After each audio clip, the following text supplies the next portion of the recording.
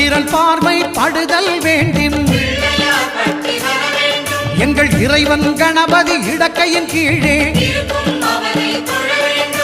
புத்திர பாக்கியம் தருகிற பகவான் சுக்கிரன் அங்கே குடியிருப்பான். அவன் கற்பக கடவுளை கண்டவர் தமக்கு பொன் பொருள் அள்ளி கொடுத்திடுவான்.